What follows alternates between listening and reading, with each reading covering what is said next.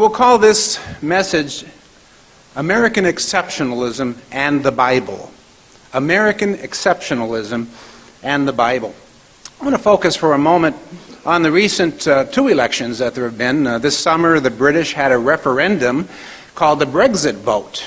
And in this country, of course, you could hardly fail to know that we had a very heated election.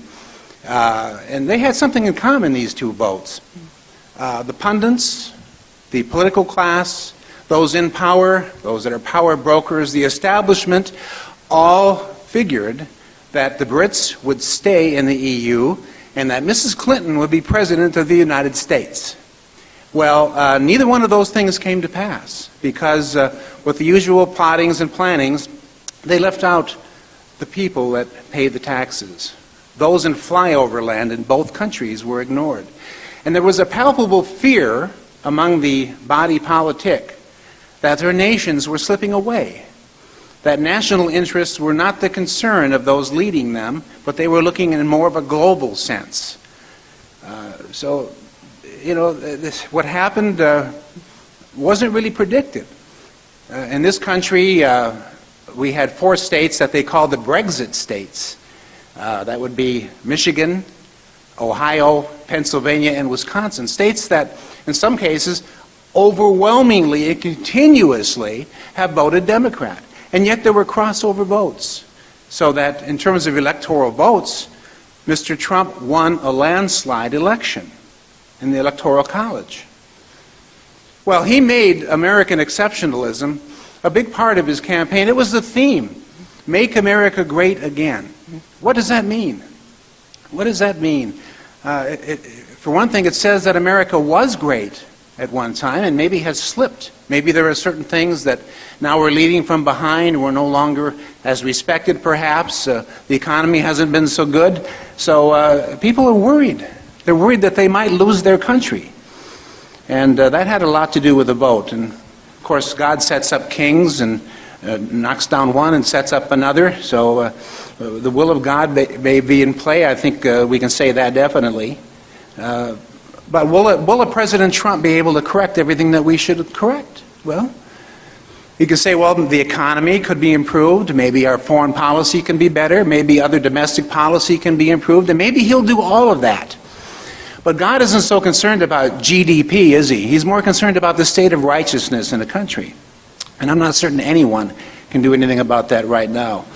Well, American exceptionalism has even become a debating point now, but there was a time when that wasn't the case. People understood what that meant, what that referred to, why America was great.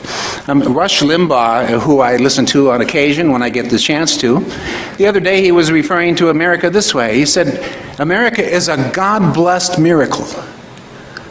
Now, there's a truth, a very great truth there.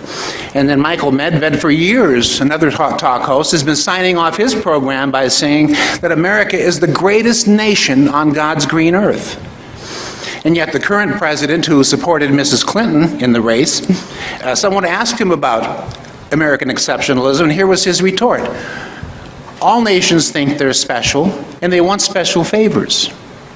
But that's not what American exceptionalism is, brethren. So we'll look at that today, and then we'll look at the biblical roots behind it. We're going to be looking at history, but we're going to look at history through the prism of the Bible. So also we're considering the fact that we're in the Thanksgiving season now, and this is a time when we should consider our blessings and from whence they've come, to realize that with these blessings, that God has certain responsibilities that we are supposed to fulfill.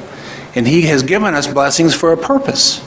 And people would say, well, it's not fair that America and Britain should have as much as they have had over the past 2 centuries. Is God being fair to other people? Does God love everybody equally, or is he choosing favorites? What's the reason why we've been favored the way we've been favored? Well, we need to explore that today. We need to see what God's expectations have been in giving these blessings, and keeping in mind that principle of the Bible, that to whom much is given, much is expected and required. Well, brethren, we are at a crossroads right now. There are those that would go full throttle ahead with all that we've seen and we would call immoral. but they are cheering it on. And then there are others that would like to return to something more respectable, when America had a respected position in the world, and that we genuinely had some leadership going on here in this country that could benefit the entire world, or at least the Western world. But so we'll look at that today. America is in danger, and if we choose the wrong way, as we will see in the scriptures, there will be a time of Jacob's trouble to come. So that's where we are. We're at a crossroads right now. Will we turn around or not? We'll be looking at some of that today. Well, first of all, let's spend a little time on what is American exceptionalism. What is meant by that? You know, there are two senses of the word. The first, that America's history and America's founding is unique. It's been one of a kind. When you look at all of the things that influenced the founding of this country, it is just profoundly unique. And then the other aspect of it is that our founding is better than the foundings of any other nation, because the documents were based in large part on the Holy Scriptures. And that's, again, one of a kind. That makes our Constitution, I'm not saying that it's completely inspired, but there are biblical principles and laws and truths within our Constitution and within the Declaration of Independence. So we'll look at some of these things today here. It is a God-blessed miracle, as we'll see. First of all, let's think about America. First of all, it was a British colony. It was a British colony, and you look at Britain, there used to be something called the divine right of kings, and that may have had a lot to do with the promises God made to David, that David would never lack a descendant over at least parts of Israel. And we know also, from many biblical proofs, and there's been a teaching in the church for so many years, that the one sitting on the throne of Britain is a descendant of David. Well, about 1215, something called the Magna Carta comes along, and grudgingly, King John gives up some of his power, a little bit of his power, which benefited the nobles, and it, at some level, benefited everybody in Britain. But anciently, you had kings and you had serfs and a handful of nobles, and that's pretty much the way the world has worked.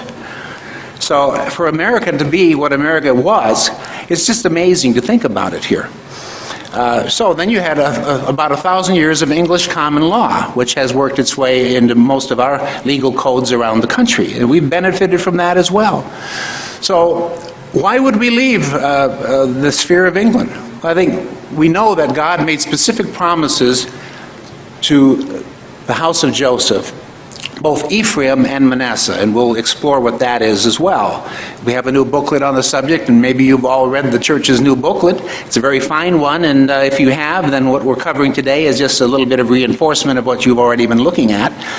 But I think it would be useful to continue going down this path here. But we ask the question then, why leave? I mean, is there any precedent for that? And the answer is yes. Remember the biblical precedent. Solomon died, great king. His son Rehoboam took over the throne. And Jeroboam and representatives of the tribes of Israel came to him and said, you know, your father put so many burdens on us. We want some breaks. We need some tax breaks. And he, instead of listening to the old advisors, that's a hint, you know, you need to listen to older people because they know what's going on there. But he listened to the younger people. And as a result of that, there was a breach. And the northern kingdom of Israel became a separate country. But God said to Rehoboam, don't try to do anything about this. This breach is of God. So you had side by side two kingdoms, both representing Israel and Judah specifically.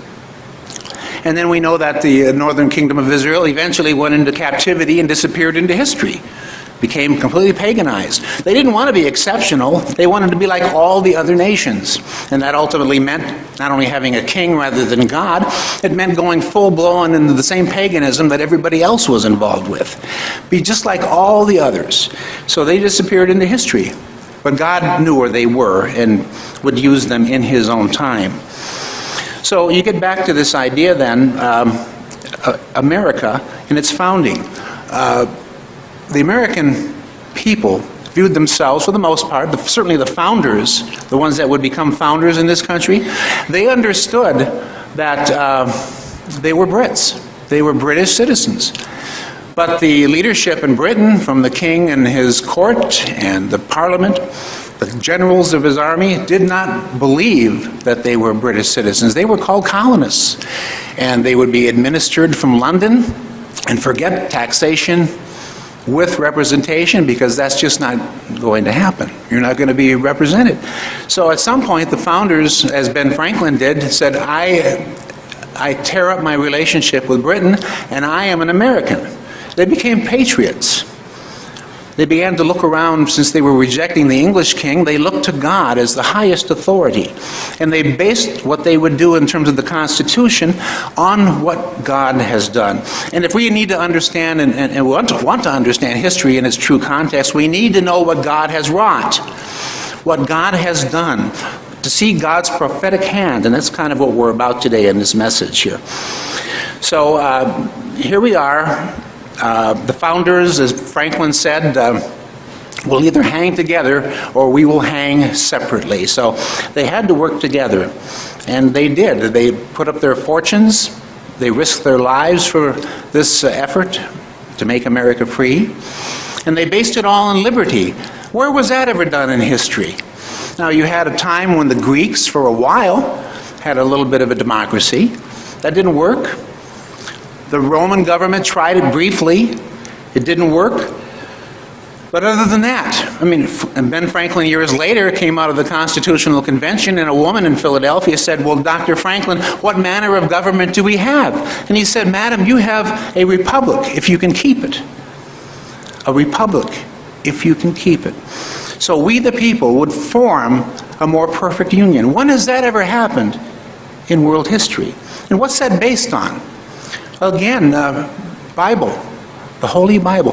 One of the things that God needed to have done, and it was done. The Bible was translated into English in 1611. And so for nearly 200 years, the British and American, or what would be the American people, all of the English-speaking world, they could read the Bible in the English language. What a tremendous influence that was for nearly 200 years. That helped make them ready. They had been paganized, and then they had been overseen by the Romanists for a long time. Now they can read the Bible in their own language. That meant such a lot. It was so important. So the founders looked to God. Well, you can find a reference, first of all, to all men are created equal. It's in the Declaration of Independence. Where did that come from? The idea that rights were inalienable, that they were God-given. See, in enumerating the Bill of Rights, the founders didn't imagine that they were granting anybody any rights. They were just making clear that God is the author of our rights. And they were just enumerating a number of them. Well, when the Pilgrims washed up on these shores, they came here for freedom, religious freedom and tolerance. And that became a part of the Declaration of Independence, and especially the Constitution. Now, when was that ever freedom of religion, when was that ever really practiced in the world? Now, I think Abraham, Isaac, and Jacob, in their lifetimes, had freedom of movement. They weren't really in big cities for the most part. And so they were traders along the caravan routes, and they did very well for themselves, and they could understand what freedom was. But you look at most of history, and it's been one tyranny after the other, one dictatorship after another, one empire after another. When has a free people ever been given liberty? But from God's point of view, if I'm going to bless Ephraim and Manasseh, they need to be free. They need to experience liberty. They need to have the rights that are God-given. So you look at some of these rights: freedom of religion, freedom of assembly, freedom of speech, freedom of the press. What other nation guarantees these? Even the right to bear arms. I mean, what other nation has that? A dictatorship, the first thing they'll do is round up the guns. Property rights. There aren't very many countries that really have honored them in history. So these things are constitutional protections. And then we had checks and balances on our three branches of government so that they would never infringe on the rights of Americans. And of course, nowadays, we've had our Second Amendment under siege. We've had our 10th Amendment basically ignored. That's the one about states' rights. And so, but America has been exceptional from the beginning. All men are created equal. Now, they knew that there was a problem with slavery, but things were so difficult and so close at the time of the signing of the Declaration and later of the Constitutional Convention to have all 13 colonies on board. They couldn't resolve some of these problems then. It had to be put off. There just wasn't any other choice. So let's look at just George Washington just for a moment here. Here was a man that led the American forces in a very hard-fought war, a lot of blood spilled on both sides, and God allowed it, even though it was His will that there be a separation, and God did give America the victory, even though Britain far exceeded them in terms of the military power at that time. But he prayed on his knees at Valley Forge in the snow. It was a very harsh winter, and he prayed for God's intervention and mercy. And then later he became a two-term president. He won the presidency by acclamation. He got every single electoral vote. And then after 2 terms he left office, and the world was stunned. The first time in history that anyone had ever walked away from power of their own. They weren't chased out, they weren't murdered, there wasn't any intrigue. There was a peaceful transition from one government to another, one party perhaps over another. When did any of this ever happen? That's what American exceptionalism is. America is one of a kind in this world. One of a kind. Now why? Now, I want to make one point before we get to the why. There was another man, John Adams, our second president, and he made this observation. He said that the Constitution of this country, of this republic, was meant for a righteous people and would not long endure an unrighteous citizenry. So that's something to chew on and consider, I think, in this message here. But let's now, we've explored American exceptionalism to some extent. Let's then get into the Bible, and the first or the next thought that I want to look at is the fact that God called Israel to be exceptional. Now I want to begin, I'm already turned there, just reading one verse in Amos chapter 3. Because you ask the question, why? Why America and Britain? It isn't fair, is it? So we read here, God says to the children of Israel, verse 1, and verse 2, you only have I known of all the families of the earth. I've only known. Now God rains His rain on the just and the unjust. He provides food and nourishment for the people of this earth. We can say in any country that will acknowledge God, that yes, God has blessed me. But that's different from saying that God has actually worked with a nation. There's only been one nation or people in Earth's history that He has worked through and with. Unless you think that that's a cakewalk, look at the rest of the verse. It says, therefore I will punish you for all your iniquities. God gave so much to Israel, both materially and spiritually, and when they went awry and when they went astray, when they rebelled against Him, He had no choice but to discipline. That's certainly true. Now let's go and answer our question as to why. Let's look at Genesis 15. And again, those that have read our new booklet are very familiar with this. In fact, we've looked at this over the years in the church many times. Look at Genesis 15. I'm only glossing through some of this just to give us the high points of this, just so we can answer our question and stay on topic about exceptionalism here. But look at Genesis 15. Look at verse 3. Genesis 15. Then Abraham said, look, you have given me no offspring. Indeed, one born in my house is my heir. And behold, the word of the Lord came to him, saying, this one shall not be your heir, but one who comes from your own body. Isaac would be the son of promise. And Ishmael certainly was not the son of faith. He was the son kind of made by human nature, but Isaac was the son of faith. Then he brought him outside and said, look now toward heaven and count the stars if you're able to number them. And he said, so shall your descendants be. And it says that he believed God, and He accounted it to him for righteousness. So let's turn over to Genesis 22 and read part of this account. This is a very familiar account of actually being told to offer up his precious and beloved son Isaac. And I'm just going to break into this in verse 12 of the angel of the Lord speaking on God's behalf. Verse 12, and he said, "Do not lay your hand on the lad or do anything to him. For now I know that you fear God, since you have not withheld your son, your only son, from me." Then Abraham lifted up his eyes and looked, and behold, there was a ram, and the ram would be given instead. Look at verse 15 then. Then the angel of the Lord called to Abraham a second time out of heaven and said, "By myself I have sworn, says the Lord, because you have done this thing and not withheld your son, your only son, in blessing I will bless you, and in multiplying I will multiply your descendants as the stars of heaven and as the sand which is on the seashore, and your descendants shall possess the gates of their enemies." Now that is a statement of something called the birthright in the Bible. And notice, too, when it talks about the gates of one's enemies, it's talking about sea gates. So there's an implication then that along with this blessing would come naval power and military might. That's just a hint of a suggestion there in possessing the gates of your enemies.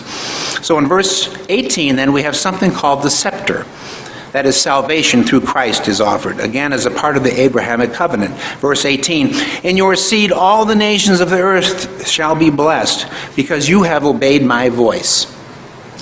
Well, then I want to turn over to a couple pages to Genesis 26, where God is speaking to Isaac and reconfirming these things in Isaac. Look at verse 3 of Genesis 26. He says, "Sojourn in this land, and I will be with you and bless you. For to you and your descendants I will give these lands, and I will perform the oath which I swore to your father Abraham." God always keeps his word, even through the many generations, as we'll soon read. Verse 4, "And I will make your descendants multiply as the stars of heaven, and I will give your descendants all these lands, and in your seed all the nations of the earth shall be blessed." Again, both halves of the Abrahamic covenant. Why? Verse 5, "Because Abraham obeyed my voice, kept my charge, my commandments, my statutes, and my law." Abraham was God's friend. He had a special relationship with Abraham, and then with the fathers, Isaac and Jacob.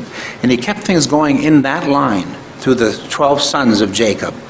So that gives us the answer to why, but we're still developing this other thought that God called Israel to be exceptional. So let's look at Exodus 19, when God had delivered them from Egyptian slavery.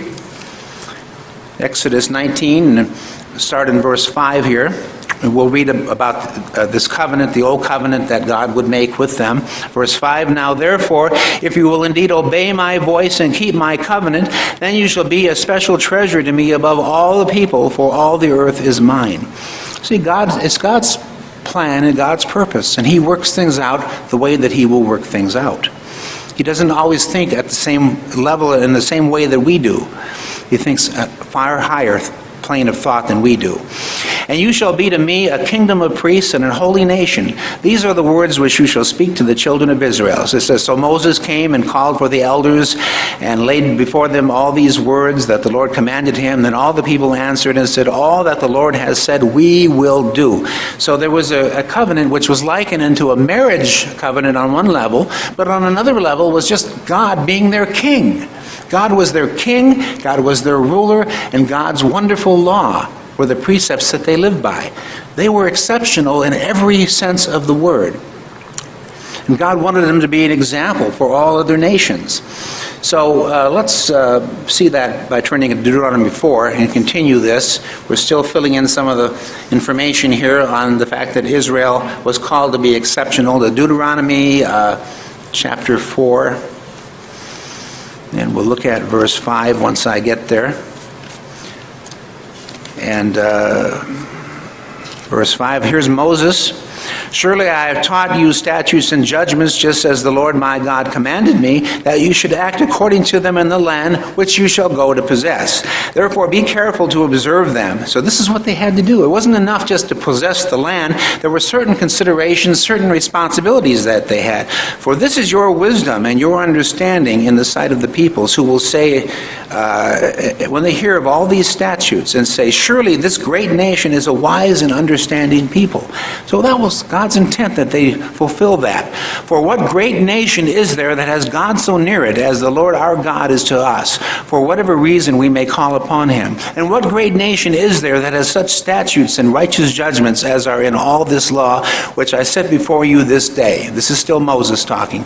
Only take heed to yourself and diligently keep yourself, lest you forget the things that your eyes have seen, and lest they depart from your heart all the days of your life, and teach them to your children and grandchildren.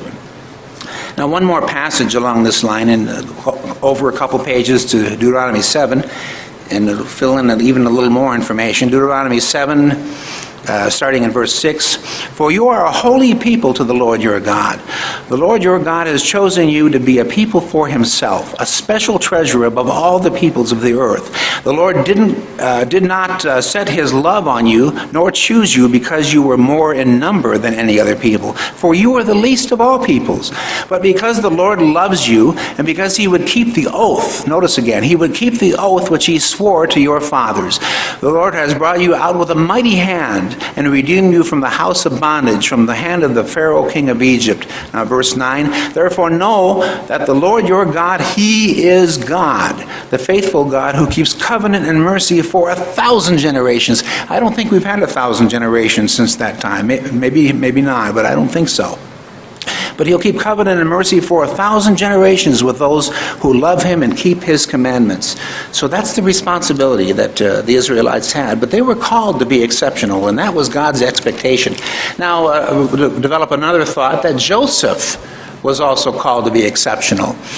Remember the patriarch Joseph, someone who was the 11th son. He was sold to the Egyptians ultimately because his brothers were jealous of him. But he got there, and he had hardships, and he ended up in a prison cell. But God exalted him in due course, and he became second in command in all of Egypt.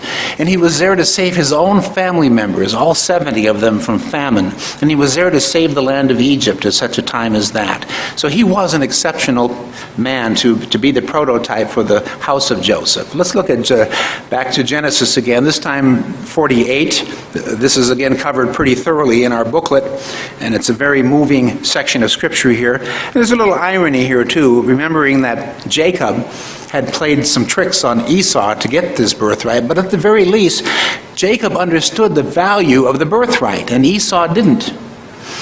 So here we are years later, and we see Jacob, his name changed to Israel. In verse 11, and Israel said to Joseph, I had not thought to see your face, but in fact, God has also shown me your offspring. So he was presented with his own grandchildren. It must have been very moving. So verse 11, and Joseph took them both, Ephraim with his right hand and toward Israel's left hand, and Manasseh with his left hand toward Israel's right hand, and brought them near to him for a blessing. Then Israel stretched out his right hand and laid it on Ephraim's head, who was the younger, and his left hand on Manasseh's head, guiding his hands knowingly. So this was done under divine inspiration. For Manasseh was the firstborn. And he blessed Joseph, saying, God before whom my fathers Abraham and Isaac walked, the God who has fed me all my life long to this day, the angel who has redeemed me from all evil, bless the lads. Let my name be named upon them. And so the name of Israel has been on them from that time forward. And the name of my fathers, Abraham and Isaac. So he was taking his grandchildren and adopting them, and let them grow into a multitude in the midst of the earth. So that's a blessing for Joseph. And then Joseph was concerned that Ephraim was being exalted before the firstborn. Nothing new there, but in verse 19 his father said, I know, my son, he also shall be great. And to this day, America is called the greatest nation in the world. It's frequent that we hear that. But truly his younger brother shall be greater. Great Britain, again, has the word great right in its name. And his descendants shall become a multitude of nations. Now, what we consider Ephraim prophetically, Britain is the only nation that has grown and multiplied the way that it has. Britain is the only nation that we can say is a multitude of nations, because at the core, Britain obviously is British at the core. Australia is British at the core.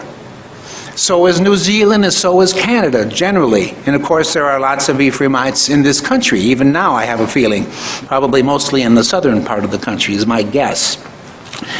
But why? How'd that happen? Well, we'll look at that as we move along here.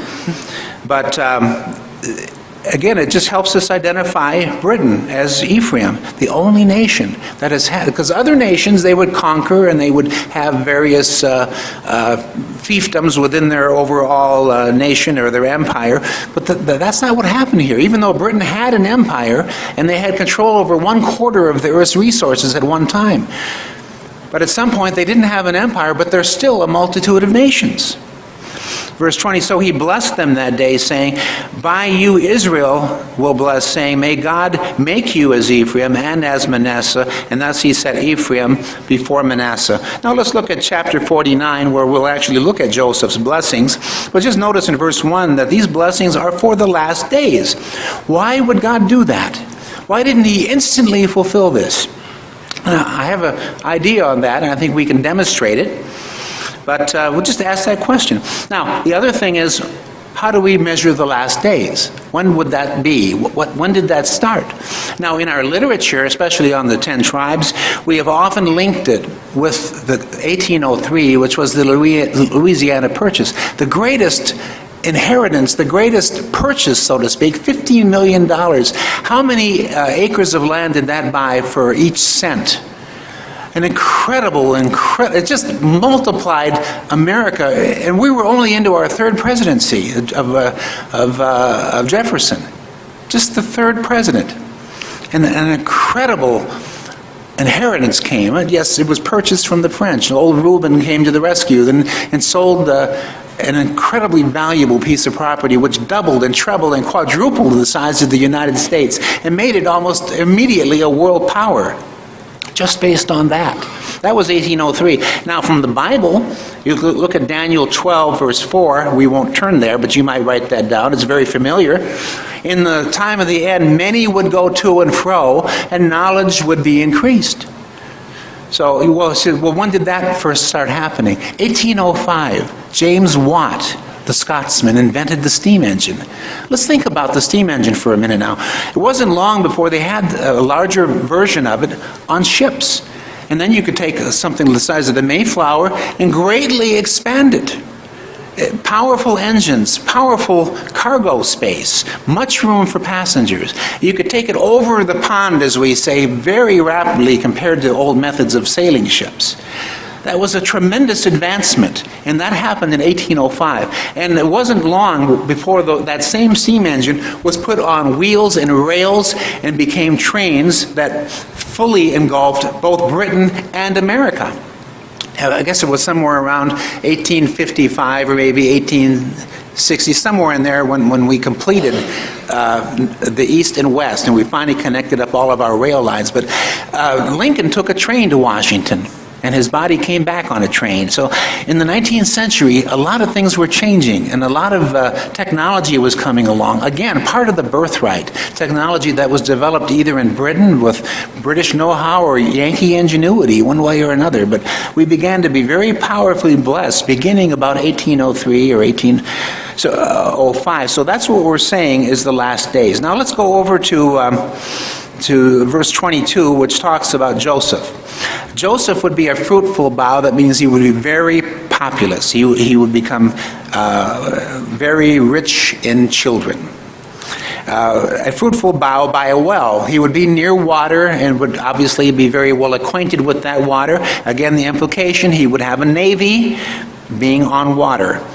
And not only that, but we see in the next phrase, his branches run over the wall. We see that he would project his power around the world. He would project the power. The way you come up against enemies that want to attack you is that you're confronting them as you begin exercising your power. And Britain very soon became the masters of the oceans. It didn't take long. And it wasn't all that they were just trying to build an empire or anything. Some of that empire just fell into their lap. They would sail into an island, and before they knew it, it was a part of Britain. Sometimes they had to fire a shot or two, but that is not what you'd call a full-scale invasion by any means. But they did grow an empire for sure. But and it says the archers have bitterly grieved him and shot at him and hated him. So as America and Britain have grown and maintained power, first Britain, and they eradicated slavery from the high seas in about the middle of the 19th century, even before the American Civil War, which did the same thing here with the Emancipation Proclamation. So anyway, it says, verse 24, but his bow remained in strength. Look at all beginning with Napoleon forward, look at all the tyranny that America and Britain, Britain almost, with a coalition, but they defeated Napoleon. And then with American help, they took on the Kaiser, they took on Hitler, they took on all the wannabes that came along, every dictatorship that ever came along since then. And Britain in World War II, they handed off the military power, the Pax Britannica, the peace and security and order that they had maintained on the high seas for over 100 years. They turned that over to America. And America's been fulfilling that same role ever since. And not only did we have a navy to project ourselves and bring peace and relative security, yes, there were proxy wars, but there has been peace and security. And it's benefited the church and the work that the church is doing in modern times. And we'll talk more about that in due course here. But his bow remained in strength. And we look at, in our booklet, we highlight the miracle at Dunkirk as an example of how God helped Britain and how God helped America win its wars and fight off the tyrants. And now in recent days, when America has wanted to shelve its responsibilities, and we talk about leading from behind and kind of disappearing from the world stage, that's when we're starting to see tyranny after tyranny step forward. That's when we see Russia want to take possessions. That's when we see China want to take possessions. That's when we see Al-Qaeda and ISIS advancing. So, again, God gave us responsibilities, and part of that was to maintain a certain order in the world. Whether we liked it or not, we were a kind of policeman to the world. And after World War II, America had respect. People wanted to come here. They respected this country. We were the only superpower in the world. We had a nuclear shield to protect our allies. And even to this day, the nuclear shield of the United States protects Europe and many of our allies overseas. So we're still doing good in the world. I mean, if there's a flood somewhere, if there's a tsunami somewhere, if there's an earthquake somewhere, it's America that's standing right there to help. We've done that, and so in some ways we've used the resources God has given us in a right way. And God wanted us to set a good example, not just to have material blessings that we could bask in, but we'd have responsibilities with that. So we'd have to be exceptional to represent God rightly. And we did that for a while and for a time. But now, again, we're coming to a crossroads, and we have to make a decision. What way are we going to go as a nation in the future? And I guess the jury's still out, although we know ultimately that a time of Jacob's trouble will come, and it gives us the indication that we may continue to slide downward.